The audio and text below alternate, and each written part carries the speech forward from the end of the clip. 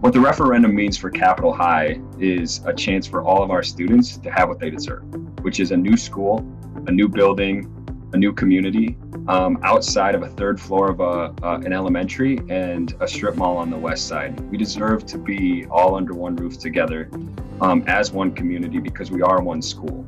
There's no other school in our district that has to operate amongst multiple spots and locations and still be held to the same expectations as every other school. We create and develop systems that are rigorous and built on relationships for our students, and they need a school that will help them realize their hopes and dreams for their lives.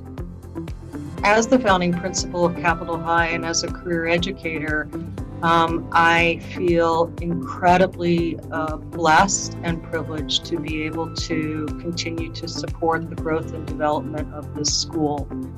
Madison was in need of this sixth high school, and I, along with the staff who have participated in the journey all along, recognized that our goal was to create a space where students could thrive.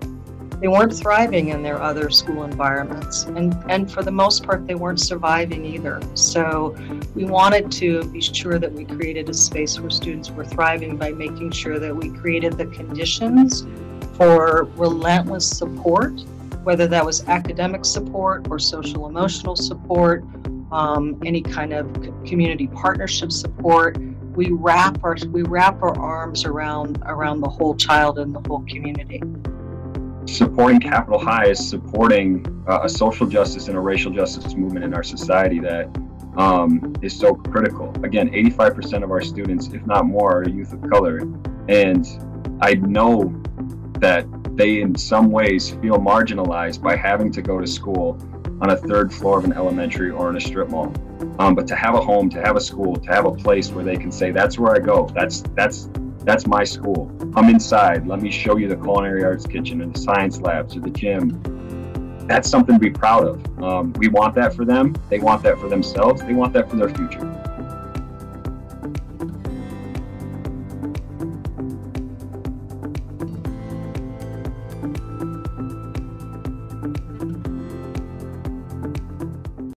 Good evening, everyone. My name is Karen Stocks Glover, and I'm the principal of Capitol High.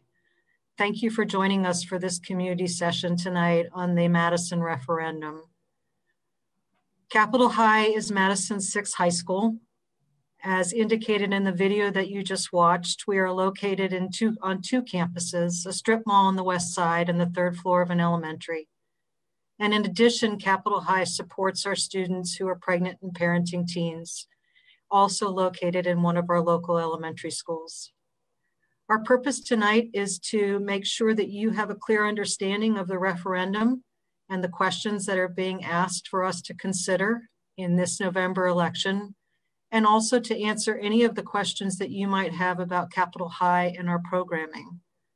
We are a deeper learning school, which means that we support students to identify their dreams for the future, that we provide them with a rigorous college readiness standards curriculum, and that we support them every step of the way to achieve those goals and to follow through on that dream for the future. We are a community that is built on love and care for students and love and care for our families. And it is that care that we provide and show one another that makes us strong, and that proves that we have what it takes to support students who have been typically marginalized in other school settings. So again, tonight we're going to have the opportunity to tell you more about Capitol High as you're interested, and we want to include you to ask questions or put your questions in the comments section so that we can be sure to get them answered. So let me take a moment to introduce you to everyone who's here tonight in support of this work so that we can get started in answering your questions and telling you more about Capitol High. We have with us this evening Dr. Carlton Jenkins, who is our superintendent, Dr. Marvin Pryor, who is the chief of secondary schools, Michael Hernandez, who is also the chief of secondary schools, Mike Herding, who is our interim chief of staff, Kelly Ruppel, our chief financial officer, Chad Weezy, the executive director of building services, Chris Gomez-Schmidt, our board member, and Gloria Reyes, our board president. Richard McGregory, who is our new chief of staff in Madison. Andrew Statz, our executive director of accountability. And last but not least, Mr. Quinn Craw, our assistant principal at Capitol High, and Mr. Ari Macon, our family liaison at Capitol High. So Dr. Jenkins, take it away. Okay, thank you so much for that warm introduction and also representing Capitol High so well. To all of our parents, our student, and all of our community members, we're here this evening to really remind everyone of this very important election that's coming up. We all know that it's very important on a national level, but also here locally, we have an opportunity to go out and have your voices heard and also to vote. And we're going to encourage you to do that. And we're hoping by the information that we share here tonight with you will let you know the importance of why we need to go out and make sure that our voices are being heard. Here tonight, we're going to be talking about what are our core values and what do our core values mean to us here in Madison Metropolitan School District. As we try to do our work, as you heard in the video, we try to represent those things such as belonging in a community. What does it mean to belong? Well, when we talk about belonging, we talk about everyone belonging on the path to achieving excellence. We talk about racial equity and social justice. When we look at Capitol High bring those things to the forefront. When we talk about all of our students having voice, they've had voice in this entire process in terms of what they would like to see, the types of learning environments. And this also, during this particular referendum period, we're talking about everyone getting focused, being very intentional in the work that we're doing. Now, let me show you this. Over the past years, we've made some progress in our district. In this progress that we've made in our district, we're looking at it and we're talking about a number of the students, the schools, that have significantly exceeded expectations. But when we've gone back as a district and we looked at our strategic framework, looking at the goals of what we have here in Goal 1, that all of our students would be on track to actually graduate, and then not only graduate, but be prepared for college, careers, and to participate in the community. We're saying we want all of our students, all of our schools, not only to have the academic preparations, but to experience schools in the greatest learning environments possible. And this is why we're not only talking about an operational referendum, we're also talking about a facilities referendum. Within this, next slide, please. We're talking about the fact that we've listened to you as a community. We've gone out and we've had a number of sessions, 50 sessions, and we've received feedback from you. And you've told us, you've said, hey, these are the things that we would like to see in our schools. We had over 4,000 responses from the community, and we listened to you.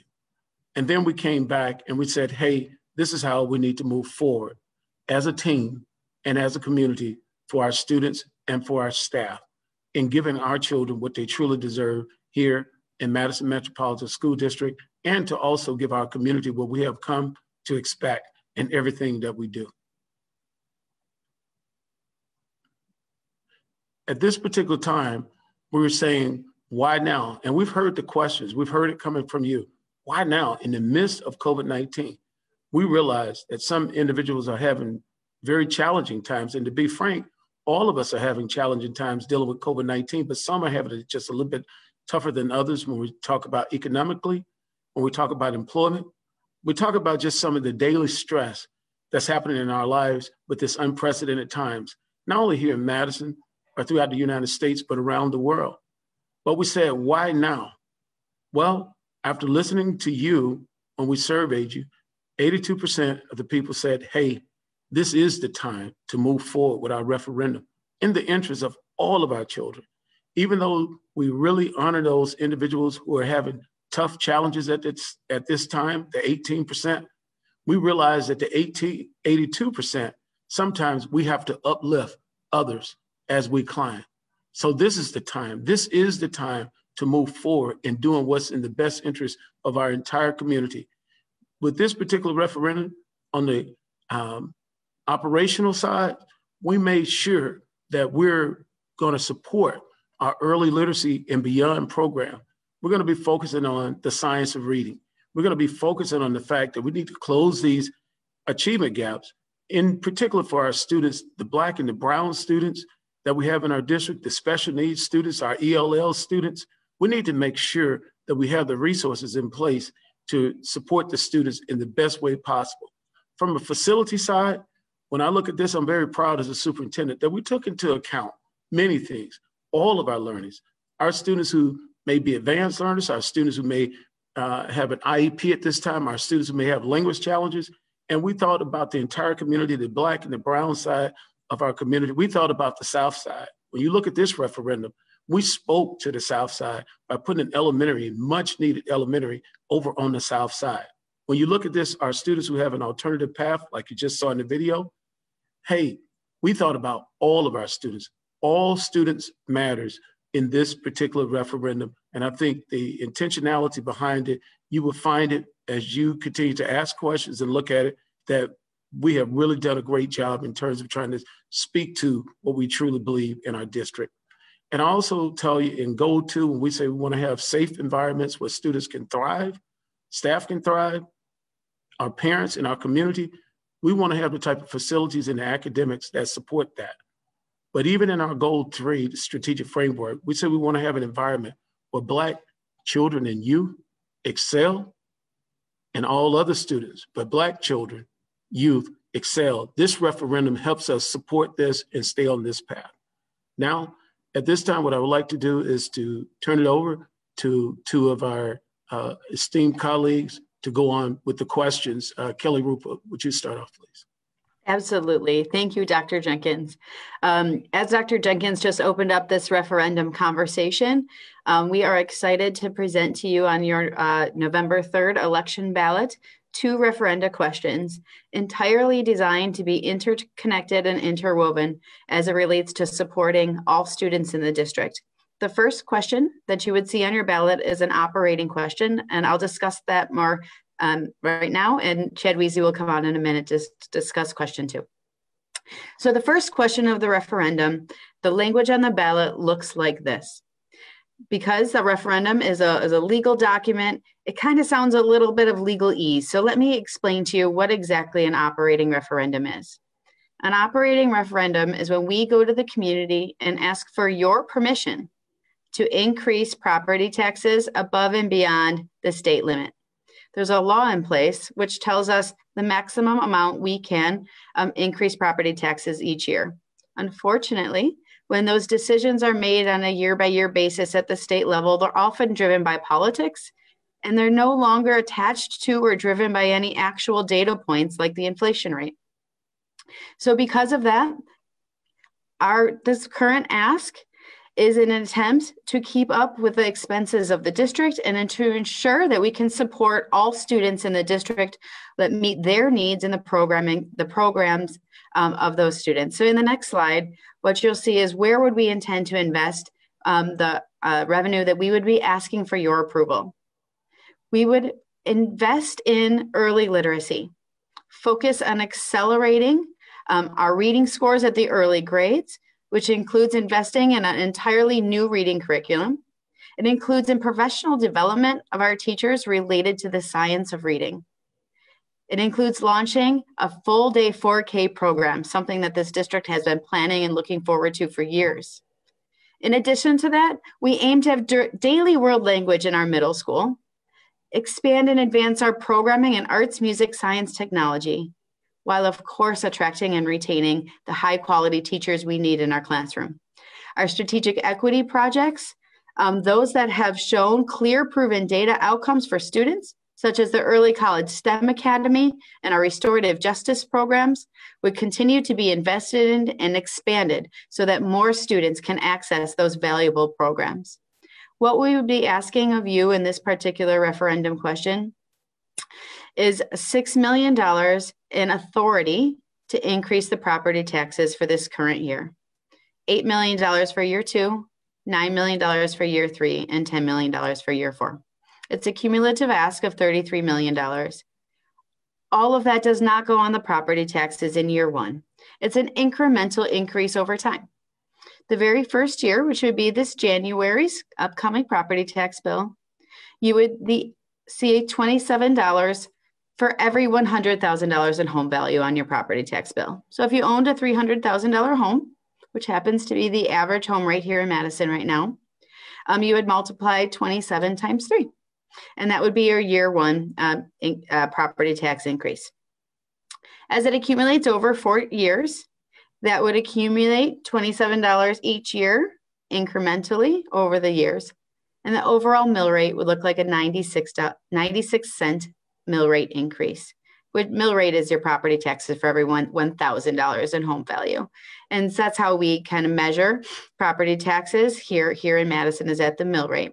So that's what you would expect for the operating referendum, should the operating referendum pass, both in how we would invest the funding and how it would impact your taxes. So with that, I'm going to ask Chad Wiese to talk about question number 2. Good evening. Thank you, Kelly. I'm here tonight to talk about the second question that'll end up on our ballot. Some of you who already have those ballots in your hands on the capital side or the facility side of this 2-question package. Similar to Kelly, this is actually the language that will be on the ballot. There is a ton of detail here. I'd certainly like to pull out the overall cost, which is $317 million. And there are highlights in terms of the improvements and the maintenance work that would happen on all these projects, including a specific call out to renovating the Hoyt School into Capitol High. Next slide. I'm here tonight to give a brief overview on what's the comprehensive facilities package, and then spend a little bit more time on Capitol High School. So first, to the left here, we've got 4 old high schools that are in need of a whole bunch of work. East, La Follette, West, and Memorial. These 4 schools are on average now over 60 years old. East High School is on the doorstep of its 100th birthday, and all of these buildings haven't really seen significant maintenance work or improvement work for decades, literally in most cases the 60s and the 70s. Dr. Jenkins, when he started here, one of his first stops was Madison Memorial High School. Pulls into the parking lot, and it was almost like a time capsule existed. He knew exactly how to find his office. There could have even been the same desk sitting in that thing. The same is true for me. I've worked at both East and La Follette. I was a science teacher at East High School in the late 90s. The science lab I taught in looks identical to the day I started. And the same is true for West and East, West and La Follette as well. So we're excited about the possibility of $70 million being reinvested at all 4 of these sites. That middle orange box calls out the possibility of moving Capitol High School to the Hoyt building. As Karen mentioned, to start, and you saw Quinn in our video, right now we've got Capitol High School in 2 less than ideal locations, and we've got facilities impacting learning outcomes for students. And that's the last thing we want in Madison. And these are students who need facilities that reflect how much we value them and reflect how much we believe in them. And we believe that this Hoyt package will actually do that. Lastly, we've got the Rimrock School. If you've been following it all, we are recommending a new elementary school on the south side of Madison. Currently, we have over 500 K-5 students that live in the Rimrock Road area that all get on a bus to go to elementary school every day. They either go to Nuestra Mundo, which is actually a school in the Monona School District we're leasing, a DLI charter school, or they go to Frank Alice Elementary School. And those students and families for decades have had the same long bus ride, the same long drive to get to a home school, whether it's a student going there every day or you've got a parent or a guardian who wants to make a visit to school for any reason. They don't have a school in their neighborhood. We believe this project is long overdue. So the board has been very busy the last couple of months. We had some exciting news. Number 1, the school board voted on the fact that this will be a neighborhood school where any of the students who decide to go there will be able to walk to that school, and it will be open to anyone who goes there. And the board just voted last evening on the potential purchase of Badger Rock Middle School. So we'd actually be eliminating 2 leased sites, because we lease Badger Rock right now, with the potential of this elementary school. To give you a little bit more detail, and certainly there's all kinds of stuff on our website to tell this story, we would move the Frank Alice attendance area, the staff and the students into this new elementary school, leaving Frank Alice empty, and in turn moving out of Nuestra Mundo, which is Maywood Elementary School in Monona, and we'd move the Nuestra Mundo staff and students into the empty Frank Alice building, actually the very building that Nuestra Mundo got its start in. Lastly, on the bottom there, one of the things we heard loud and clear in those 50 input sessions and all our surveys was how important it was to have environmentally sustainable and responsible projects. And we actually added an additional $2 million. That's how we got to 317. $2 million of environmental specific work to reduce our carbon footprint on the way to carbon neutrality. So we are excited about that as well. Next slide.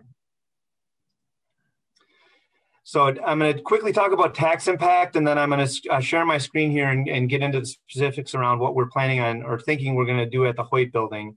Just as Kelly gave you a quick review of what the tax impact would be on the operating side, the capital side is slightly different. This would be essentially a loan we'd take out and pay back with all of the, we take out a bond and pay it back through yearly tax increases for 22 years. So the average impact on a home would be $50 per $100,000. And that would actually be paid off through 22 years. And then that would fall off the tax books when that final payment was made. The increase would be 44 cents on the mill rate. And as I said before, it would only last for 22 years and then we'd pay that debt off. I did want to spend a little bit of time, Perrin. I think you are going to need to give me screen rights. We'll see if this works. All right. Dr. Jenkins, I can see you. Can you see my screen?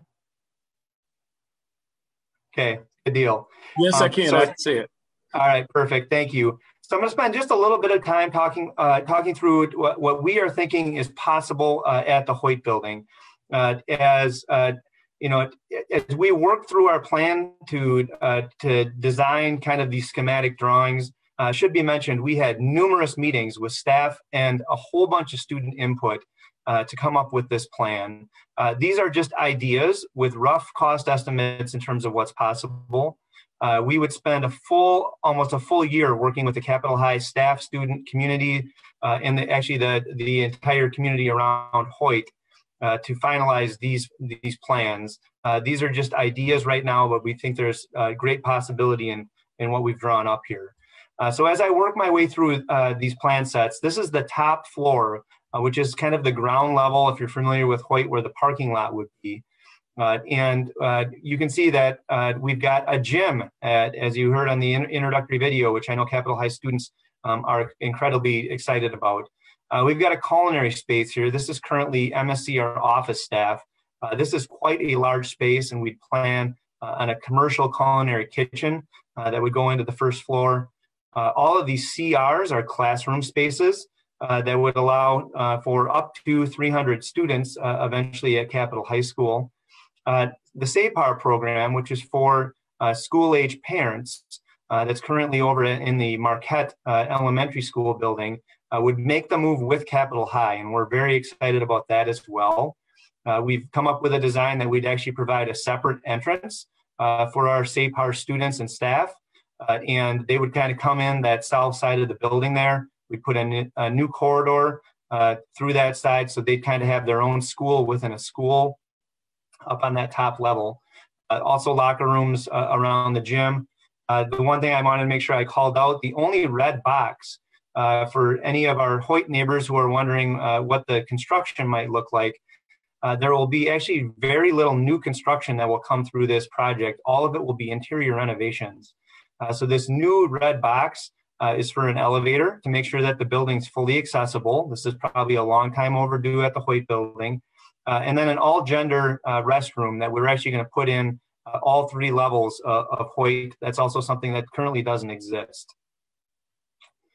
On the second or middle floor of the Hoyt buildings, this is just another suite of 6 classrooms that would continue to give Capitol High a little bit of room to grow and to breathe.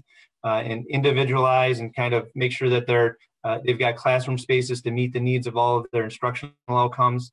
That's that elevator again with an all-gender restroom. And on the final floor, this is the basement level. We've got an art room planned and a science lab also planned. Both things right now that are simply not possible at Capital East or Capital West. So I know the staff and students are really excited about what's possible with facilities, once again, aligning to the instructional needs and outcomes that we desire for those students. There's that elevator and all gender bathroom again on the basement level. All right, I am going to stop sharing there. I think I just did that. I don't think I have another slide. I think Kelly's got one final slide on total tax impact. And then we're excited to potentially answer any questions anyone might have. Sure do. Thank you, Chad Wiese. And we would be remiss if we didn't recognize that these two questions on the ballot together, if passed, have a combined financial impact on our local property homeowners. And that would look like $60 increase each year for every $100,000 in home value. By year 4, it accumulates to $130 in total for every $100,000 in home value. And on a mill rate basis, it would be an impact of $1.51. So I'm happy to answer any additional questions that there might be on the financial side of the referendum, on the operating plan, or on the facility plan. I will hand it over to our board members to help facilitate the conversation. Great. Thank you, Kelly and Chad and Dr. Jenkins for that introduction and information. We are going to open it up for questions. And so make sure you send in your questions. We have Dr. Herding who's helping us through in identifying those questions as they come through. So let's start with the first one. This is a really good question. Parking is always an issue in the city, right? This is a parking issue. Is there enough parking at Hoyt for all of our students and staff? And I'm not sure who can take that. Is that something for Chad? Yeah, Gloria, I can probably take that. We certainly know all too well about the parking issues in the neighborhood of West and Hoyt. And heard that loud and clear at some of our input sessions. And actually did a little analysis in terms of where we think is going on with daily traffic right now associated with MSCR and the adults that work there on a daily basis. And then what would potentially would come with Capital High moving into the facility. So a quick rundown on that. Right now, every day, roughly 50 full-time and part-time staff members have to park at Hoyt. We actually reserve the parking lot itself for daily programming. So users of Hoyt can come and go and use our parking lot, which means those full-time staff members are likely parking in the street or carpooling to get themselves to Hoyt.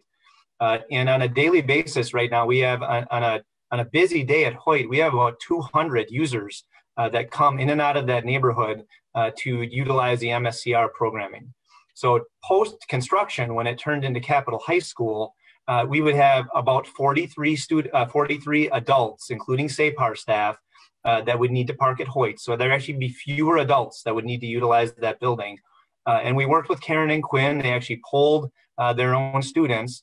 And right now, only about 15 students at both Capital East and West, 15 total students actually drive to school every day.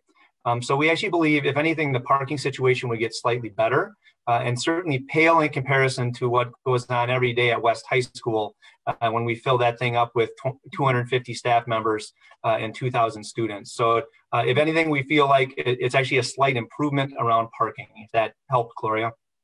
Yes, thank you so much, Chad, for answering that question. We have another question here, which is, this is a good one. What has the district done to reduce costs? I'm going to send that over to Kelly. Sure, absolutely. So in this budget year alone, the district has reduced our operating budget by $8 million to get to a point where we could have a balanced budget for the June preliminary vote. But prior to this year, in the last 4 years, we have reduced our overall expenses by $17 million in order to maintain a balanced budget. And we did that through a number of different ways, but we looked to central office reductions first. We did reduce central office personnel in the last few years. In addition to that, we rebid all of our transportation, printing contracts, pretty much any contract that comes out of central office from an operating standpoint in the last 4 years, we've rebid to find additional savings. In addition to that, we've stopped some programs that weren't working. We had programs that were under enrolled and just weren't getting the outcomes for students that we suspected. So we've stopped programs that weren't working quite the way we wanted. And then we've started new programs with innovative ideas looking for better and new outcomes. And we continue to monitor those to make sure that they're programs we want to invest into. So we exist in a cycle, and every budget year we look through the entire budget. We decide what are our priorities. We fund those first. And then we make the budget reductions necessary to make sure our investments are being funded, and those things that aren't working are cut when they're not getting the outcomes we need. Dr. Jenkins, it looks like you might have something more to add. You want to jump in? No, I was just actually echoing what you were saying, and just coming into the district. That's a great question. First of all, I wanted to know just how fiscally responsible the district has been in the past. And I think during my interview, that's what I echoed to the board, that while the system, the whole tool that Ms. Ruppel has used along with the team in terms of being fiscally responsible, I think it says a lot. Those 17 millions over the last few years has just been outstanding in terms of putting the district in a great fiscal position to even go out for a referendum.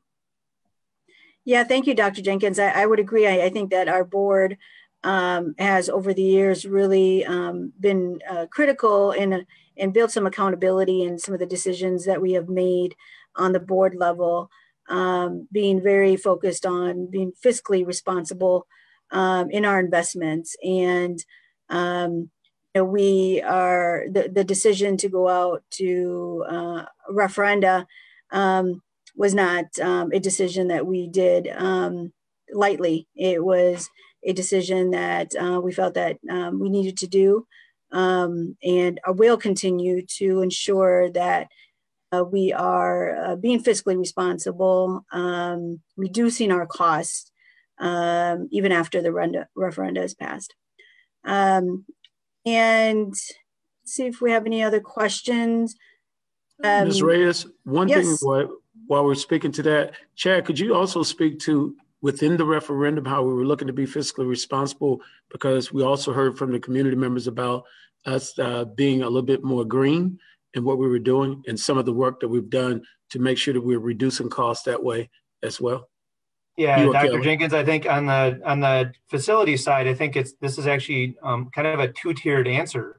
One, for us to actually, if you've looked at what's happening in the surrounding communities, for us to just bring a bulldozer into Memorial High School and rebuild it is a $200 million endeavor. And there are school districts that are doing incredibly huge additions. And we're not doing that. We're actually renovating what we have. We recognize kind of the legacy of these buildings and the fact that they still have value. And we aren't asking for $150 million a site.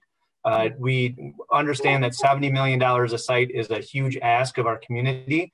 But at the same time, we've worked closely with the school board to come up with that number because we actually think it's fiscally responsible.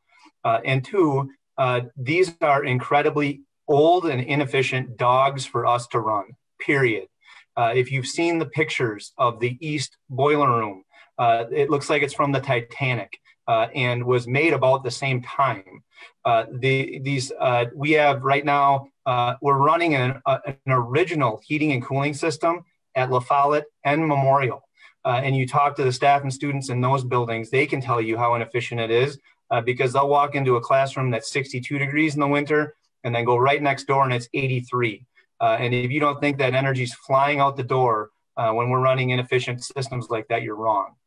So we know there'll be a return on investment in terms of our heating and cooling systems the LED lighting fixtures we'll put in, building envelope, and we've also got baked into this package big old solar arrays that will go on the roof of all of these schools to offset our carbon footprint and have a return on investment right now that's about 7 years. And that's come down recently, the last 3 or 4 years. PV has gone down in price and become more and more efficient.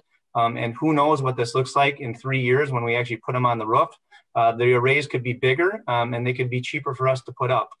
So we're also excited about that because it'll be a little less expense on the operating side in terms of annual expenses to run these big buildings. Thank you, Chad and Dr. Jenkins. Christina, I will hand it over to you to ask for the next, ask another 2 questions.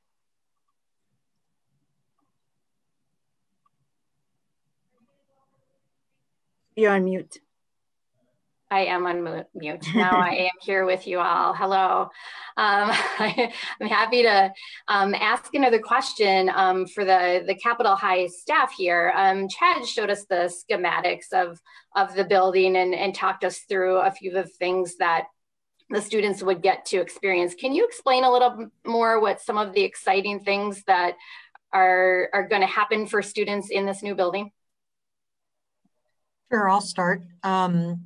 A couple of things that we're really excited about, and again, that were driven by student input over the last few years.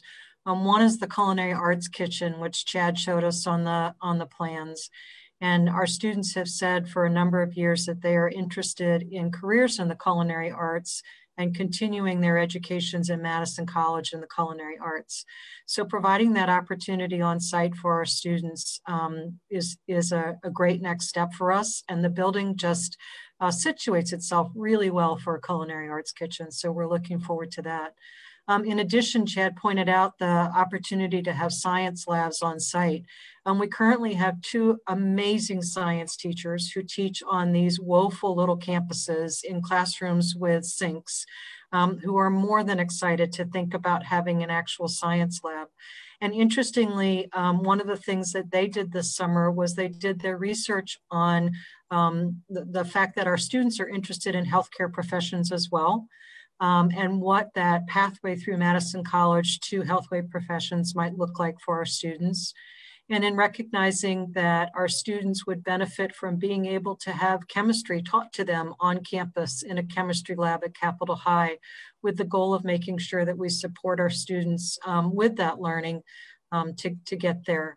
And then also the opportunity for us to fold in the school age parenting program and having an on-site daycare for the children of those students, and then providing those students with access to the Capitol High side of things and the rigorous education that we can provide there.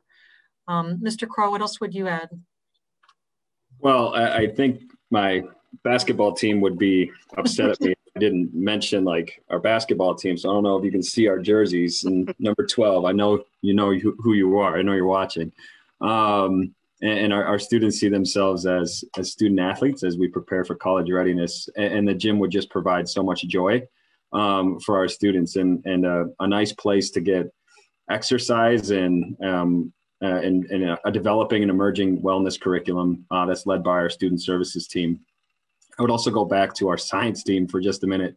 Our students are really oriented toward climate action and climate change. And so as I listen to Chad and others talk about reducing our carbon footprint and green, like just having a green thumb as a district, our students are ready to participate and support leading that.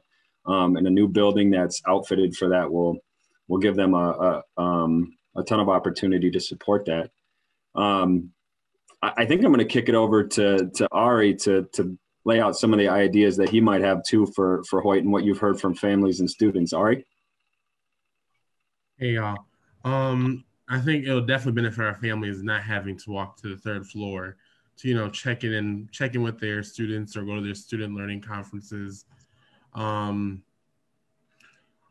the fact that, Hoyt gives us a chance to be in one building, right? A lot of our students connect with each other across town through social media or after school plans. Imagine just, seeing your friend at class time or seeing them in the hallway during passing time. that is something that, you know, gives that, again, that home loving feeling. And Karen and Quentin pretty much touched it all, especially with the science labs, you know. Trying to do experiments out of a regular classroom with just one sink is kind of difficult, but our science teachers make it work. But it would be even better if they had a dedicated lab just to do that, right? We also have so much unrecognized genius at Capitol High that I think as our incoming 9th and 10th grade students start to understand what's being developed here, there will be a push for some type of fine arts program, really through the exploration of music and some type of like sound lab. I mean, we have so many talented musicians. I'm thinking of one student, I won't put his name out there because he might get shy, but he's already got an album that he's constructing and putting together. And he's just one example of a student that has so much musical talent. We will certainly want to lean into ways that we can support an arts program at Capitol High and within Hoyt. Yeah, we're really excited that Dr. Pryor is part of the team now too, with his background in fine arts and music education. That's right. Dr. Pryor, our students want to start a drum corps. So right now we couldn't even fit one drum in the spaces that we're in, but we're ready for a drum corps. Well, I tell you, everything that I've heard sounds like things that should be a standard for every high school. And, you know, I am just so proud about the possibility. I know during my first visit over there, as I shared with you, you were going to be one of my favorite stops. And I made my way over there, and I'll never forget the conversation that we had when you shared with me. You took me around to a few classrooms that you had, and you said, during my first year here, the desk, which were suited for elementary kids, my kids were having to sit in those desks. And I utilized my entire budget to make sure that they had the bare essentials. And, you know, my heart just, you know, it really hit at the heart. And then we transitioned to the portraits that you had that was aligned right along the wall there. You were so proud to show me those 2 graduating classes and some of the other students. You know, and in my mind, I'm like, wow, it would just be so nice to have somewhere where they were hanging from the rafters proudly, just that represented the same amount of pride that you displayed when you were showing me around. And so I am just so elated about this possibility for students to no longer have to feel marginalized, not only students, but the staff and the parents as well. I'm a firm believer that our facilities should reflect the standard that we have for teaching and learning. And it should be a bare minimum, a standard in our district. And so I'm elated about the possibility. Yes, sir. Thank you, Dr. Pryor. You're welcome. Thank you, everybody. And I am really excited about the potential of bringing these students all together in one building and offering these opportunities. Can someone, here's another question. How long would it take to renovate Hoyt? And when would Capitol students officially move in? I think that might be a question for Chad. Yeah, I can certainly take that one. I mentioned that just briefly. So if the referendum were to pass in November, we would likely get to work in December or early in 2021, actually starting to plan and design these spaces. Right now, these are ideas, 2-dimension ideas on paper with budgets that we know we can build into. But it would be important for us to spend the better part of a year. And this would be true of all the projects, but probably in particular at Capitol High School, to make sure that we get it right and that we're building a facility to meet the instructional and educational outcomes that we so desire for these students. So we'd spend the better part of a year, and I would think late in the fall of 2021, we would have plan sets ready to send out to bid to then name a contractor on these projects. Then we think it will probably take right now 8 to 9 months to build these. To build the renovations at Hoyt. We can get them into the building earlier than we can a new elementary school or the multiple phases will have to go into the high schools. So we think if everything goes to plan, 2022, the fall of 2022 would be a time that we could actually open the doors for our students at Capitol High, which is exciting, which means there are freshmen that go to Capitol High School right now that if this were to pass, would get a brand new school. And we'd get to work with them and kind of bring their ideas to life as we plan it. That's great. Thank you, Chad. And I don't think the enthusiasm will waver, even though it takes a while to actually get the students to that building. So correct. Thank you for that.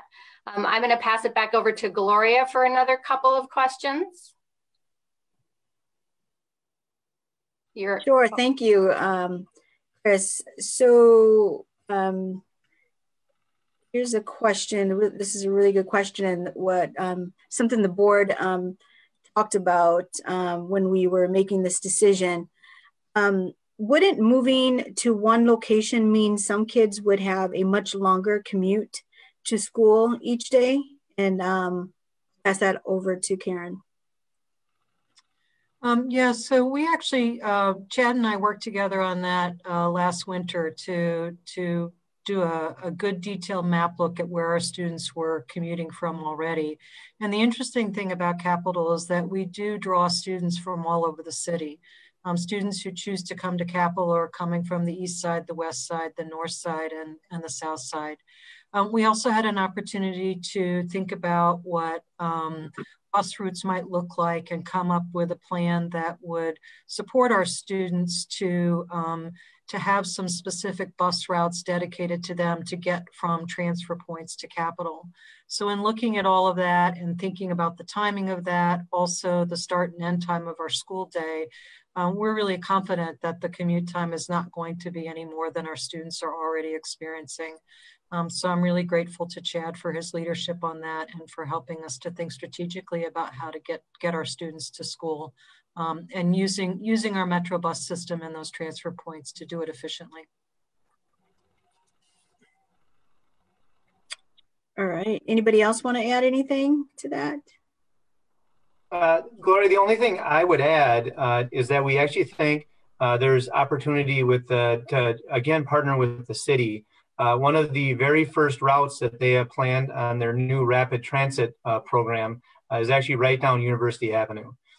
So we actually think, and it's going to take us a couple of years to build this and continue to work with the city to get students to Capital High School as quickly and efficiently as possible. But we actually think there may be opportunity there as well, that there actually could be faster bus rides than any of our students have taken so far if we can manage to get the Capital High Royals hopping on a Madison Metro bus, get them hooked up at the right transfer point and hitting one of those rapid transits. So that's kind of an area that we're still continuing to explore with Metro as well. Great, thank you. And then we have another question here. How would the operating funds be used with respect to COVID-19? Maybe pass it over to Kelly. Sure. Well, what we know is that we've been able to receive some funding from the federal government for COVID-19 coming out of the CARES Act as it relates to both ESSER funds and GEARS grant that came out of the CARES Act back in the April timeframe, right when we learned about COVID-19. So we will utilize that whole budget first, but what we know is that it's not enough. We're probably somewhere in the range of $4 to $5 million short of what we would need just for the basic responses, not even trying to use those funds to maybe extend the school year in 21-22 to catch up on some instructional days, for example. So we will utilize the operating budget to the extent that we need to complete the mission of the school district, which is not only the health and the safety on a day-to-day basis of holding schools in our buildings, but the accelerated learning that we expect to happen in our classrooms with high-quality teaching. So the needs of the COVID and in response to COVID-19 and the needs of our overall budget are largely intertwined. When we come out of COVID-19 and can have students in our school building again, all budgets will be on the ground and open to be reevaluated in how we support our learners in the classroom. And again, that includes not only the safety of the classroom, but the accelerated learning that we know we're going to need. So COVID funding will definitely be used, but we know it's not enough and that our operating budget and the passing referendum budget is going to be needed for the accelerated learning our students are going to need coming out of this pandemic. Thank you, Kelly. I'll pass that back over to, actually, let me see. We have another, actually, was that 2 questions? Go ahead, Christina, you can take the next one. All right, there is a question here from Facebook, and it is asking for a little bit more explanation in detail about the purpose of the smaller referendum. It says that on Ward, Superintendent Jenkins was saying it's needed to avoid layoffs of existing staff due to reduced state funding. And board member Castro said on Madison 365, he emphasized hiring new minority teachers. Is it a combination of both plus 4K funding? And if so, what is the relative weight of each? Yeah. And I'm thinking that might be a question for Kelly. Yeah, let me start, and anyone else, please jump on in. So I think the Facebook viewers question is about the operating referendum. So when referring to the smaller, I think they're referring to question number 1 on the ballot for the November 3rd election. And that's the operating budget. So it is an answer of all of them. If this referenda operating budget does not pass on the referenda November 3rd, the school district has a projection of $30 million in budget deficits over the next 3 years. So without a passing referendum, we're going to have to be looking at our student to teacher ratios, our class size ratios, and we'll have to make difficult decisions as it relates to our overall staffing. And that's primarily because 83% of our budget is tied to staffing. As a public education institution, we're a human capital entity. And so we have to look at where our expenses are, which are in our people. So the referendum would largely protect us from needing to make necessary layoffs. And at the same time, it opens up opportunity for continued investment. We are always working to hire more diverse teachers, but if we're in a layoff situation, then we're never going to be hiring. And so we need to be able to have the flexibility in our budget to continue to hire when we have vacancies in the district, and we will always focus on increasing our diversity in our hiring. In addition to that, the school board has put forward a focused strategic equity project list with early literacy taking the lead. And that vision is to really look at our 4K learners and look at the achievement gaps that start to already develop before students even enter the school system, but in our 4K program when students don't have opportunity to access. So focusing on a small number of equity projects that we know will have impact for kids is part of the referendum plan, just as ensuring that we hire a diverse set of staff members to be in front of students is part of our overall strategic equity projects that this referendum would support. And just to add another context to that, in terms of, even though we've been fiscally responsible, when we look at the increase in expenses, and then those that shortfalls in revenue that we may have from the state, that's the other part of that story when we start talking about nearly $18 to $20 million in terms of a shortfall if the referendum doesn't pass. And I think Kelly did an excellent job of explaining that, but I wanted to make sure we highlight that piece. It wasn't just because we were just overspending. COVID-19 has too impacted us in a number of ways, and we're still trying to be fiscally responsible. And so in order to do that, if the referendum doesn't pass, we would be forced to lay off staff, and the staff that are more likely to be impacted from our teaching rank. We did a heck of a job over the last 3 years of recruiting staff of color, but they would be the first to be laid off with the current trajectories if we have to do these layoffs. And so that was the other piece that was discussed on the 365 when we had that particular interview. Thank you, Dr. Jenkins. I appreciate that clarification and just really explaining how our budgets are working right now and how the referenda fit into that. Another question that I have, sort of back at the Capitol High staff, for Madison, our vision for students is that they are college, career, and community ready in our district. And could you talk a little bit about, I've heard about Capitol High having dual enrollment options for students as they are going through your high school. Can you explain a little bit more about that? And how that prepares students for their post-secondary options? Sure. So one of the things that we did when we began our school design process is we moved teaching and learning into a competency-based education model. And in that competency-based education model, we aligned all curriculum and instruction to Common Core standards and college readiness standards.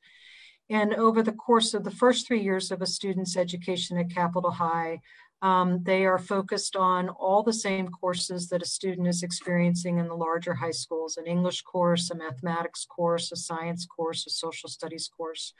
The primary difference is the way in which we deliver the curriculum and the competency-based education model of an expectation of mastery over time. So making sure that our students have multiple opportunities to practice the skills, and that no student fails. And what that means is that no matter how long it takes and no matter how many different ways we need to adjust our teaching in order to support a student to achieve that skill, that's our promise to the student and the family. So all of that was important to share to set up for the fact that when a student becomes a senior at Capitol High, they are enrolled in dual credit courses with Madison College. So we provide dual credit instruction in reading and writing, also in mathematics, in a program called College Success.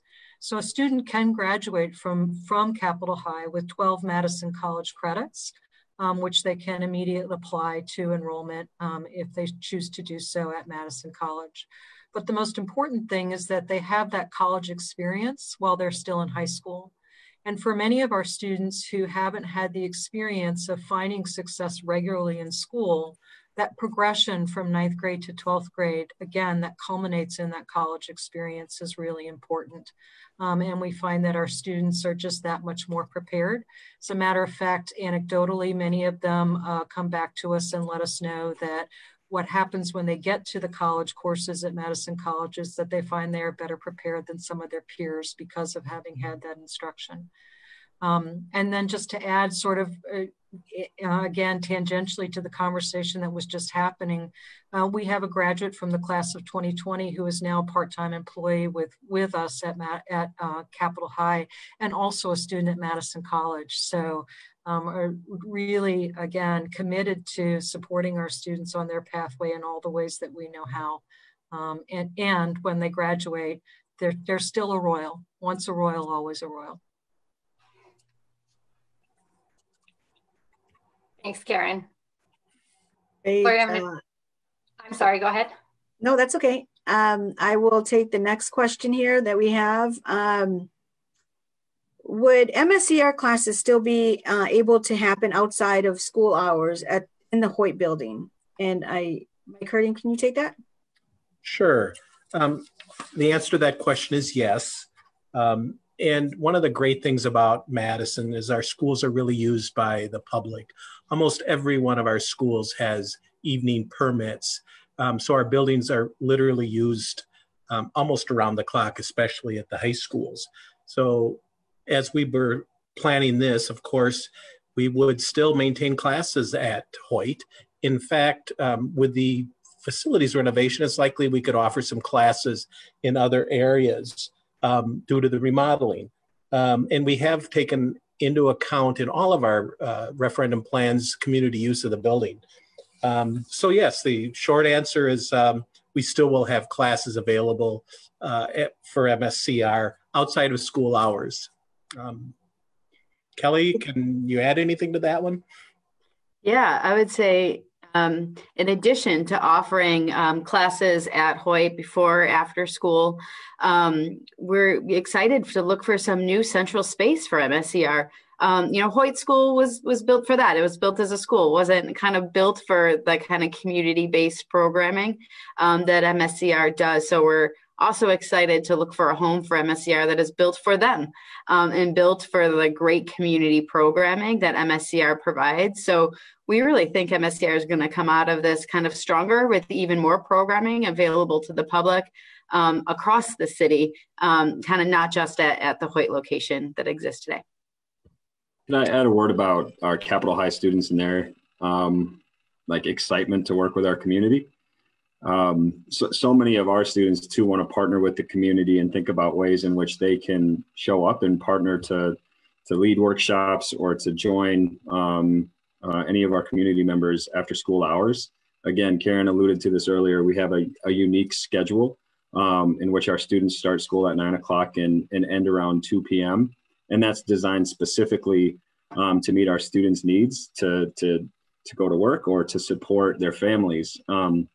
Many students that do go to work actually work with MSCR and work for MSCR. So it's an exciting opportunity to just continue to blend that partnership. And Ari, I know you've worked with MSCR for a number of years. Would there be anything that you would add about what you're hearing from your partners in the community?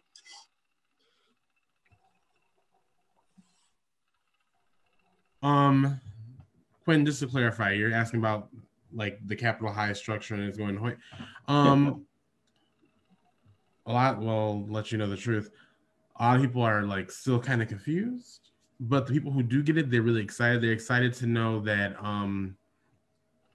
Capitol High is really supporting that students kind of get in that field of education or recreation management. Especially now, like, since we do get out to a lot of our students do go to MSCR, as Quinn stated. And my last position at MSCR was assistant director. So a few of our kids came to Lakeview and did some work. And I will tell you, they really do show up and show out for children. They really do create those connections that, you know, you can't just make up and you can't just fake, right? So I think us moving into Hoyt and then also continuing the structure that we have and continuing our improvements along the way really does, like, it will, our community partnerships will continue to grow and strengthen as they as time goes on.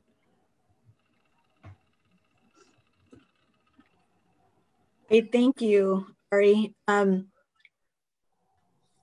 So the next question will go over to Dr. Jenkins. Did you have something? I just saw you took yourself off. Oh, no, I'm okay. Thank you. Sure. All right. I think I'm going to pass this next question on to Karen. This is an interesting one. How would the school protect the nearby Madison Park?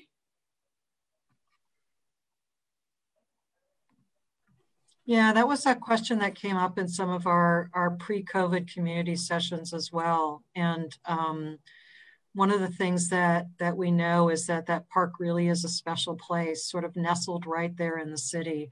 And our responsibility would be to be good caretakers of it. And as Quinn said, our students are really interested in ensuring sort of the future of this planet, and would certainly see the opportunity to be co-caretakers and tenders of that park as being an important role and responsibility for them.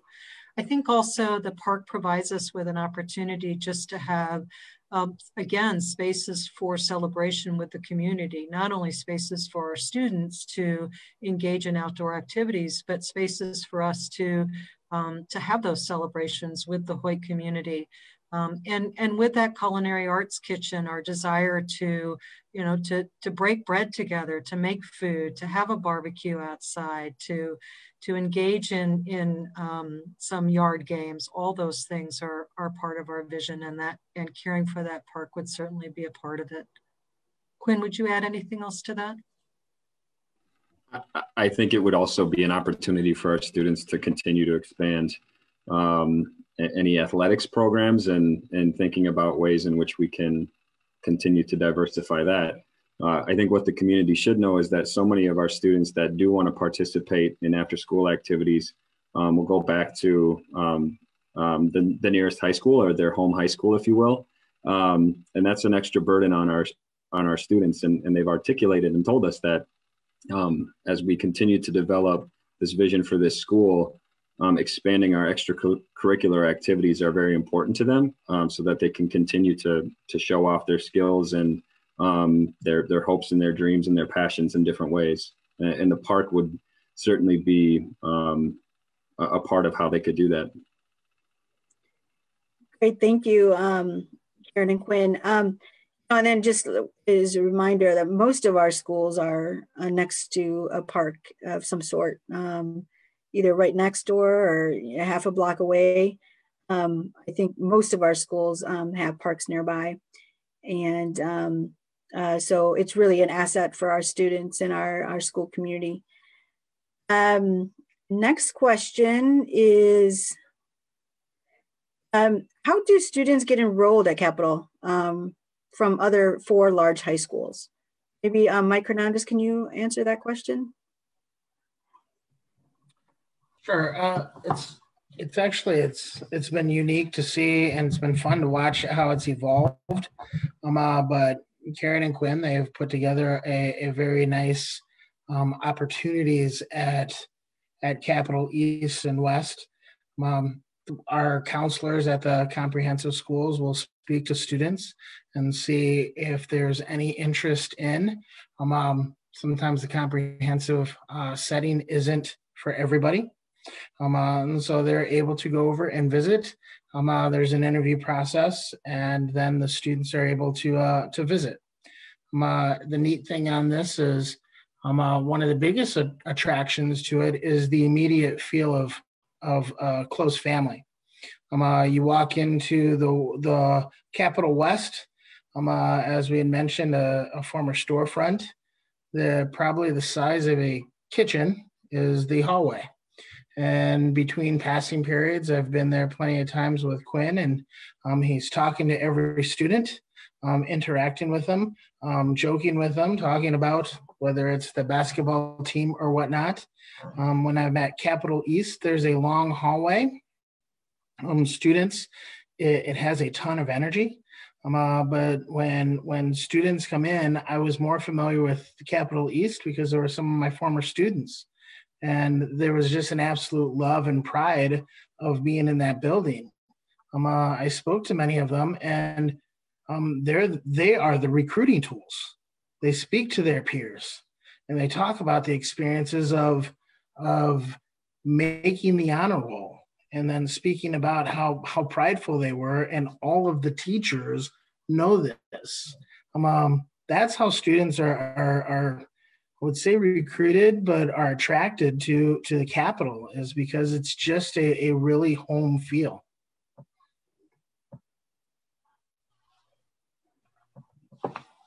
Great, thank you, Mike, for answering that question.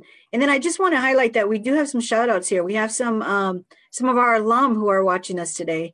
So thank you for watching us and supporting and continue your engagement with the school. And also there's a message here, Royal, always a Royal. So thank you very much for watching and continuing to support our schools. Christina, you want to take the next one? Yes, thanks, Gloria. Here's a question on Facebook. It says, I know you can't identify specific students, but could Capital High staff share a couple of stories about the students you serve? I know they're amazing, wonderful students. And so it would be great to get to know them a little bit better. Quinn, why don't you take that one first? Well, this is the best question of the night, if you ask me.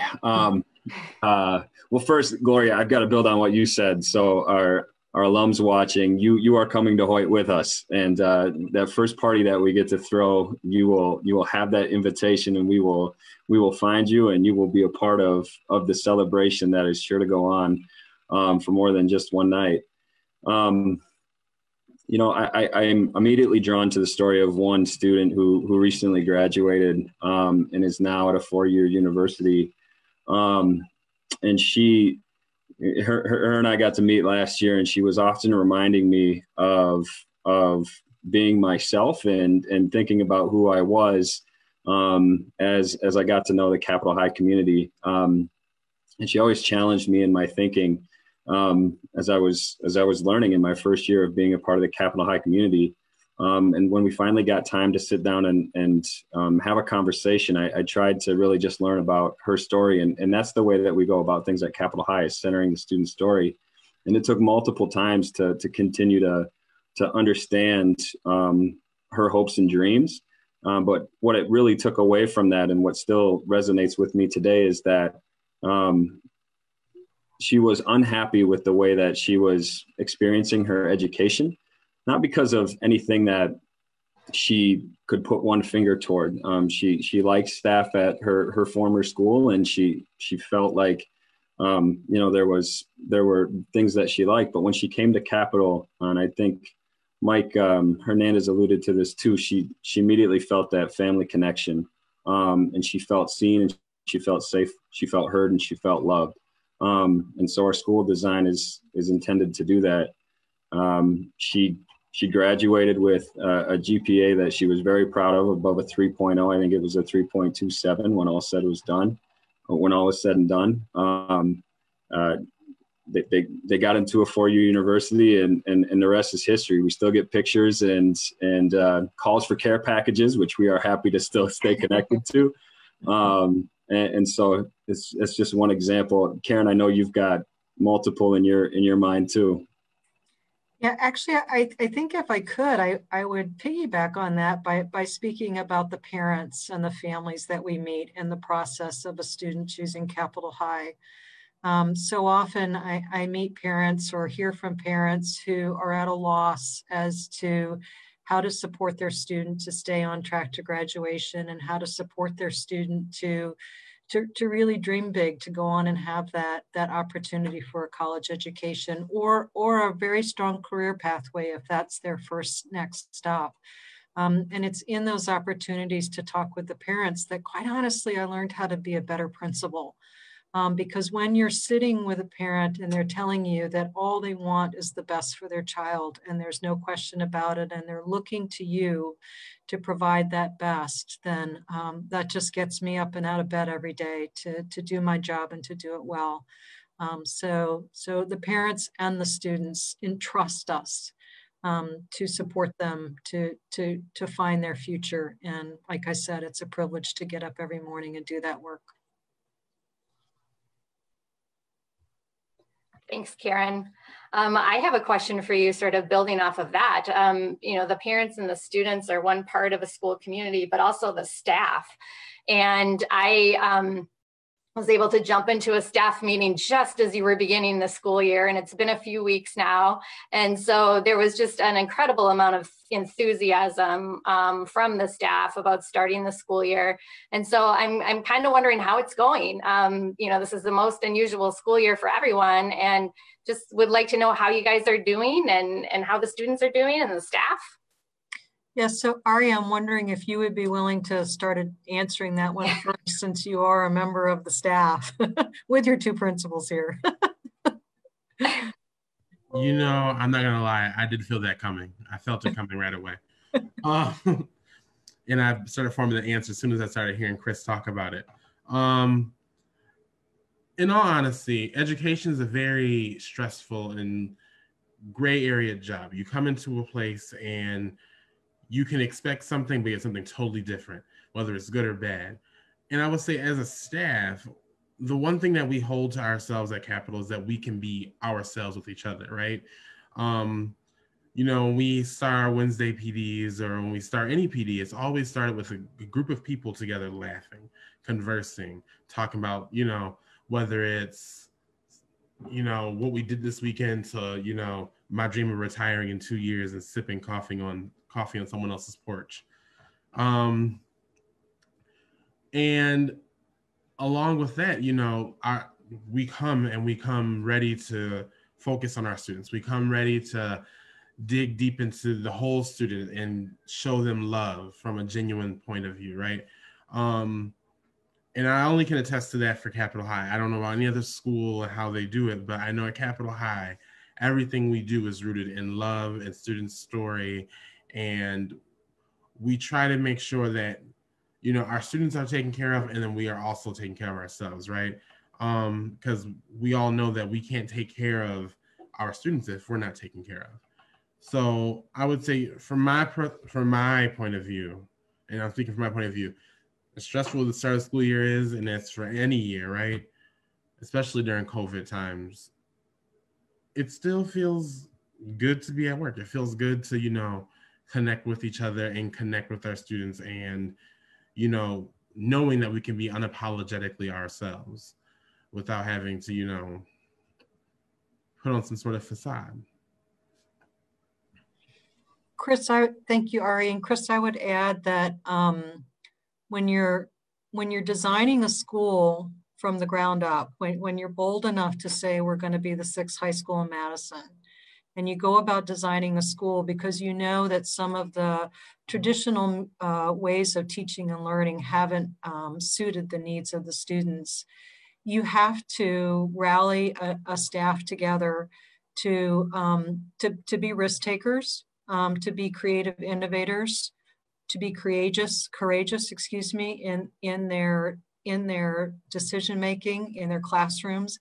And they have to be people who are willing to come together and work as a collective whole on behalf of students. And that's part of what Ari was just calling out as well. And that's who our staff is. Our staff is an amazing group of educators who choose Capital. And they choose Capital because, one, because they love the students, as Ari said, but two, because it's a place where they really have the opportunity to challenge themselves to be those creative, innovative educators. And they have multiple opportunities to be reflective practitioners. That's an expectation. So I shout out to our staff 100% because they really do show up and show out every day. And Karen, could I build off that too by just kind of painting the picture for our community that, as it's been said, we are balancing multiple sites. And so our student services staff in particular, our social workers, our psychologist, our nurse, our school counselor are supporting nearly 200 students across 3 buildings, and certainly in virtual spaces. Chris, to your point, it has been made slightly easier, but still challenging in terms of providing support. As Karen said, our staff are working together across campus, and she always uses the reference as jet skis. And so we're ready to change on a dime. So, we're all hopeful that we get back face to face. And when we do, we'll continue to shift our school model to center the needs of our students. Part of our vision for equity is personalized pathways, which I hope you've gleaned tonight from our conversation. And we have a staff that's committed to that. And by committing to that, they're also committing to their own journey as anti-racist practitioners. And it's something that I know Ari called out when he was talking about our professional learning that we always come back to and reflect on and pay attention to as a staff. And they answer the call every time that we go there. So many things to be proud of a staff that is small but mighty. Thank you, Quinn and Ari and Karen, for explaining that and sharing just the experience of the staff at Capital High and how much that makes a great school community and how important it is to have that. I'm going to pass it back over to you, Gloria. It looks like there's some more questions coming in about budget. And yeah, I'll pass it back to you. Sure. I'm not seeing them, but I do have a question. I think just going off of what our conversation has been here, as a community, we measure the vibrancy and the success of a city based on education, and we talk about investing in our children now or paying later. And Karen, can you talk, Quinn, Ari, talk about your investments in the students that you serve and how that is a worthwhile investment today to support a growing city in a changing city in a community? Can you talk about that? Yeah, Quinn, why don't you start us off?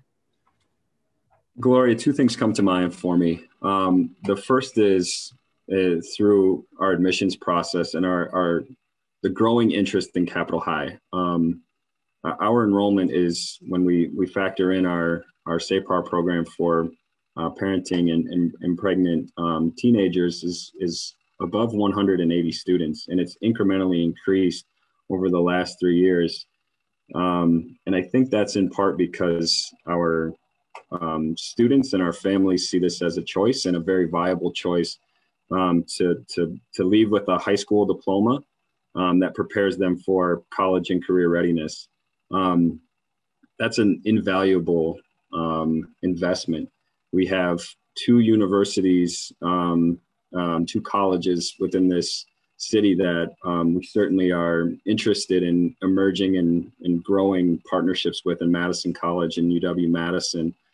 Being in the Hoyt neighborhood, what a beautiful access point to UW-Madison, because our students see themselves as scholars, and our students see themselves as scholars in different ways that make sense for their hopes and dreams. The other way that we invest, and this is a very specific example, is before everything happened with our school closure and pandemic, we were primed and positioned to take all of our juniors and seniors on a trip to visit 3 HBCUs. So that's historically Black colleges and universities in April. We were going to go to Fisk University, Tennessee State University, and finish off in Montgomery, Alabama, with a full day of touring Alabama State, as well as all of the different museums down there. And our students were jazzed, and they understood the magnitude of that trip. They understood the investment that we were taking, but they also understood how they could pay that back. And so we want our students to see beyond just the Madison community, the impact that they can have nationally and globally. Dr. Jenkins challenged us just today to think about how Madison can be the standard of excellence. And our students at Capitol High are ready to meet that standard of excellence. Ari, I'm wondering if you would be so willing to share kind of your own experience and how you have seen some of that investment pay off. You know, I love, I always get a little stuck in some questions, right?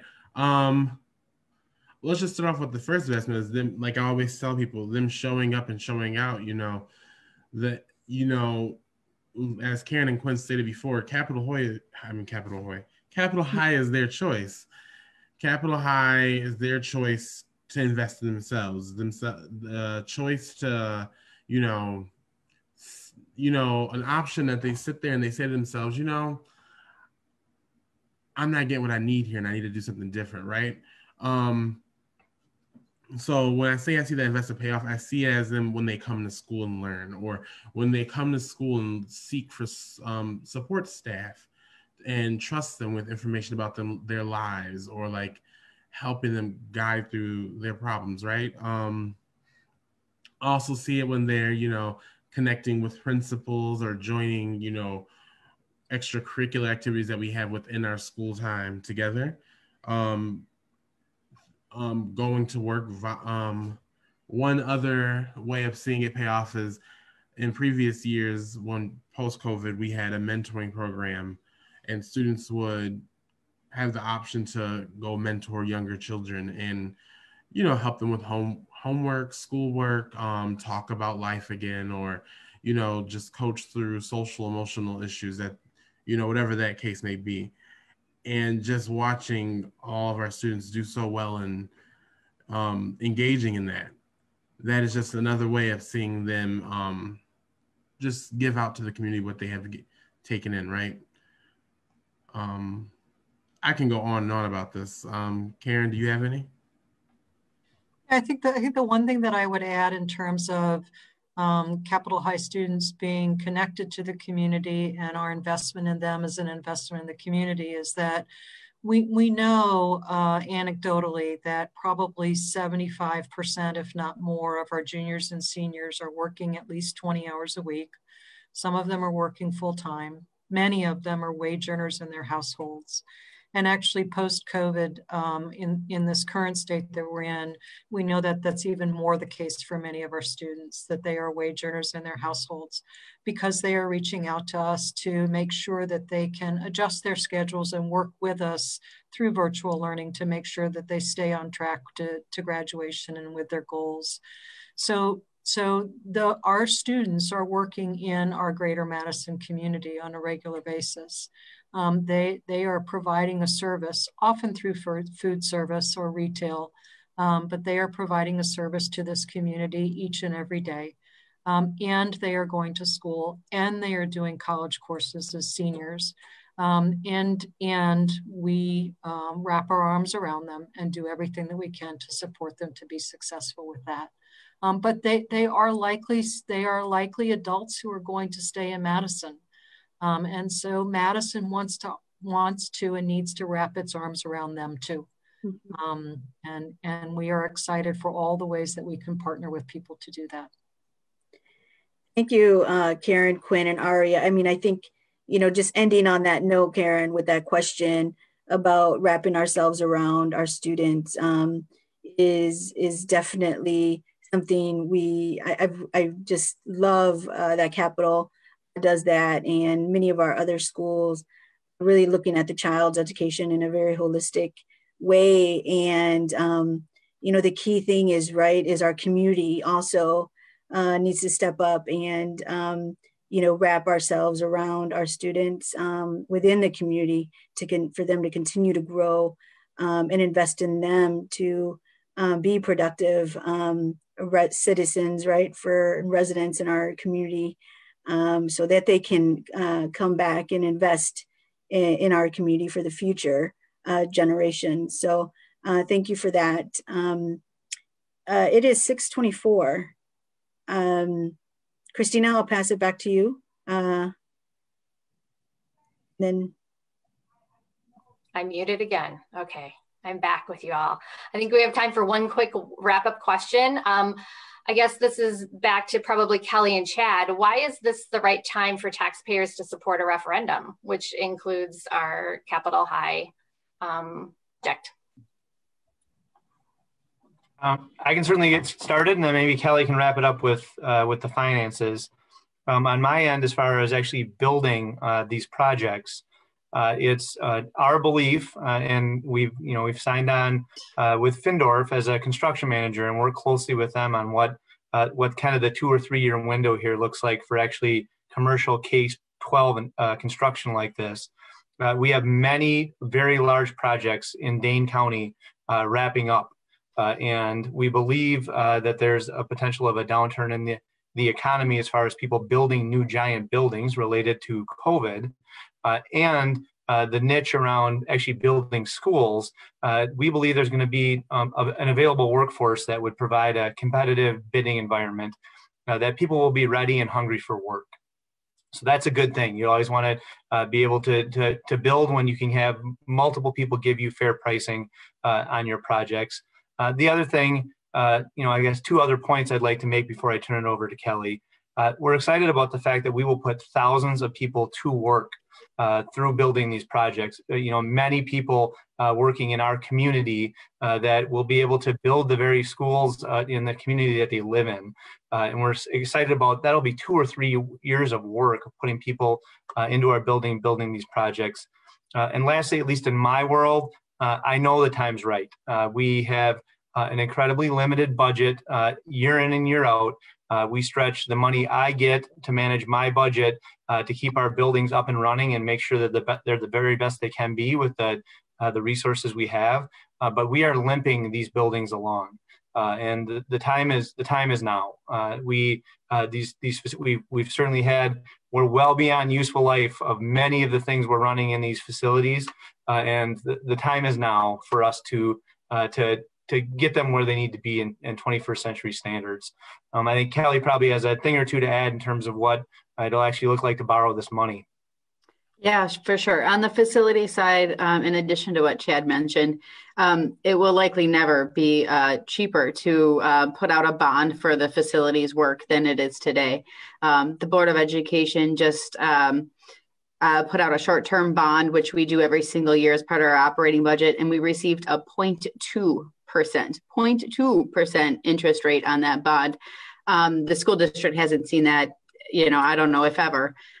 So when we go to bond for these facilities, should this referendum pass this coming December, we're going to see the lowest rates that we could possibly see to go to market for these bonds as soon as possible. We'll save millions of dollars in getting these projects done. So from that perspective, now is definitely the right time to do these facilities projects. On the operating budget, I would say absolutely now is the time. We need to not only get through the COVID pandemic with a strong budget in place to make sure we're supporting students, but we need to make sure we come out of this pandemic better than we were when we entered it, better able to support students to move the instructional vision forward. Our new superintendent has the vision for that future, and we need to make sure that we have the resources available to make it happen for our students. And now is the time for that. Waiting a couple of years will be too late to make sure that we're moving on the momentum and the accelerated academics that we need for our kids now more than ever. Thanks, Kelly, and thanks, Chad. Dr. Jenkins, do you have any comments you'd like to share as we finish our discussion tonight? I'd just like to say to Karen, Quinn, and Ari, they nailed it in terms of our strategic framework goal number one, when we talk about making sure that students are on track. Karen, ready to graduate, prepared for college careers in the community. When you think about Capitol High, that's strategic goal one. Now, we can do it in many ways. We have 6 high schools, and there are different paths for other individuals. But what Ari said, those students made a choice because they knew that the traditional setting wasn't working for them. But they didn't give up. They just changed their position so that they could thrive. And that's what we as a district say we're committed to. And in Madison, we have a long history of supporting our schools and supporting our students. Capitol High is an example. What Karen said, the students are taking dual enrollment courses. We're not just graduating, pushing children out who are not proficient, who don't have the skills to survive in our community, who can't continue with their education and having the articulated skilled trades, like when we start talking about culinary arts. You have to have certain skill sets to be able to do that. So just looking at it on a small level, I just wanted to say, Kelly, Chad, everyone, you guys represented us extremely well. And I hope our citizens are more informed now as to why they should go out to the polls on November the 3rd. Thank you so much. Thank you, Dr. Jenkins. And I just want to say thank you again to all of you who participated in the conversation tonight. If you are out there watching, thank you also for joining us tonight. If you are interested in what's going on with the other Madison high schools, we are going to continue these conversations. And so you can join us on Facebook Live tomorrow for Memorial. There's a session about La Follette and West next week. So check out our Facebook page to get more information about that. And I would like to pass it off to Karen and Quinn to wrap us up for our session tonight. Thank you again, everybody. We just want to thank everyone for being curious about the Capitol High story. Thank everybody for their support of our Royals, and invite you always to reach out to us if you are interested in learning more about us. Quinn?